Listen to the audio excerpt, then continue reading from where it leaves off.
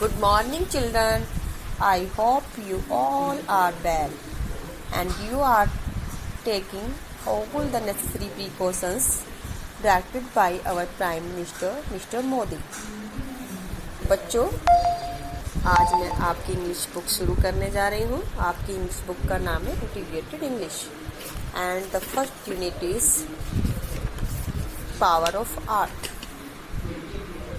In order to define art correctly, in order to define परिभाषित करने के लिए आर्ट को मीन्स कला को करेक्टली ठीक तरीके से अगर हम कला की बात करें, उसकी परिभाषा दें, इट इज़ नेसेसरी, ये जरूरी है, to cease to consider it, कि हम इसको ना माने एज ए मीन्स ऑफ, एक साधन, प्लेजर, खुशी का.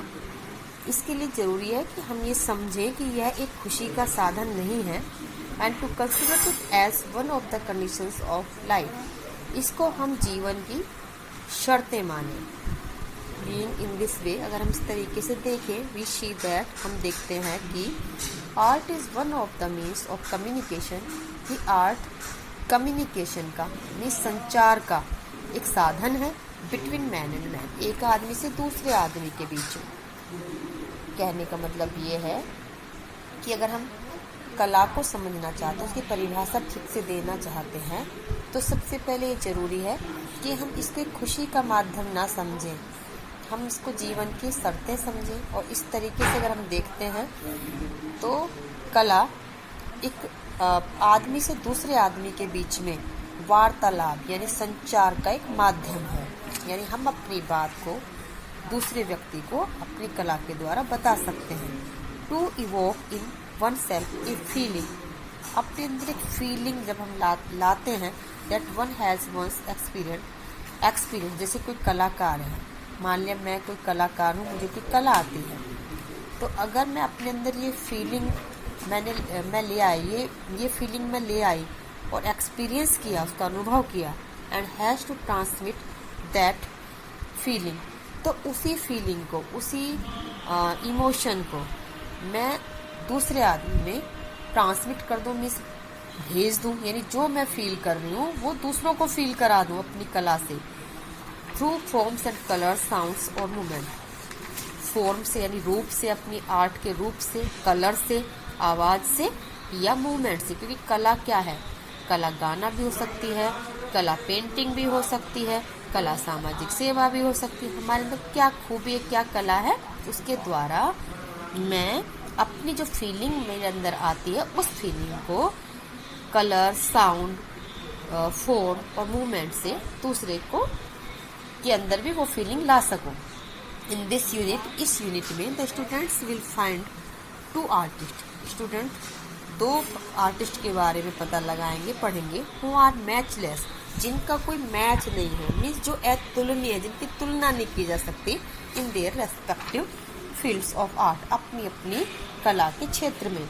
यानी जिस कला में वे निपुण हैं, उसमें उनकी तुलना किसी और से की ही नहीं जा सकती.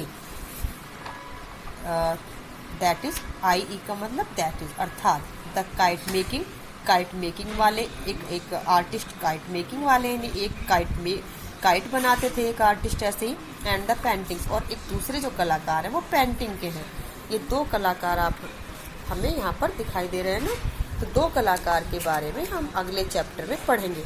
वे दो कौन से कलाकार हैं? एक पेंटिंग वाले हैं और एक पतंग बनाने वाले. और मैं आपको ये डिस्क्लोज नहीं करूँगी, नहीं बताऊँगी कि कौन है, आप खुद पता लगाएंगे. और आज सिर्फ इस लेसन की ये पिक बनाएंगे, ऊपर लेसन का नाम डालेंगे, डेट और डे डालेंगे. अब मैं आपको एक बार बहुत जल्दी से इसको फिर से बता देती हूँ.